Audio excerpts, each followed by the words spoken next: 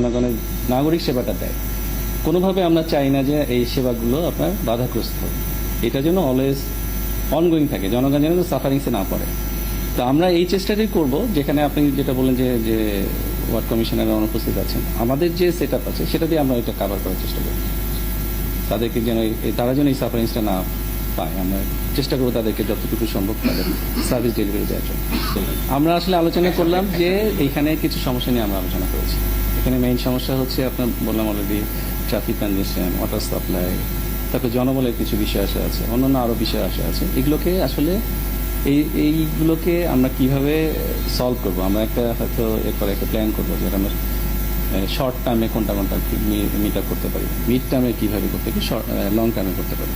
যেমন আপনার ধরেন ওয়াটার সাপ্লাই যে প্রজেক্টগুলো, এগুলো আসলে শর্ট টার্মে মেনটেন্স সম্ভব, মানে প্রজেক্ট পাস করতে বেশ কিছু সময় লাগে, কিন্তু তার ইন্টারিম পিরিয়ডে আমরা ওয়াটার সাপ্লাই কীভাবে দিতে পারি সেটা আমরা শর্ট টার্মে সেই ইয়েটা নিয়ে করতে পারি। এই রকমই আমরা একটা ডিসিশন নিলাম আজকে।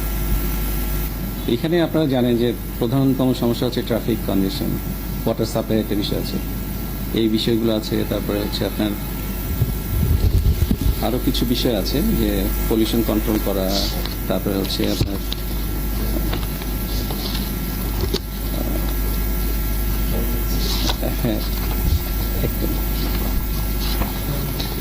সলিড ওয়েস্ট ম্যানেজমেন্ট, এগুলো আছে।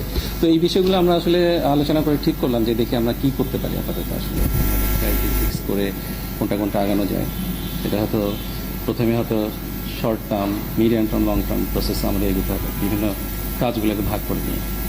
এটা আমরা আশা করি যে আপনাদের জনগণের আমাদের সাপোর্ট এবং আপনাদের সহযোগিতায় আমরা এই চ্যালেঞ্জগুলো ফেস করতে পারবো। এটা আসলে কাউন্সিলরদের বিষয়ে সরকার সিদ্ধান্ত নেবেন আসলে তারা কিভাবে কাজ করবেন।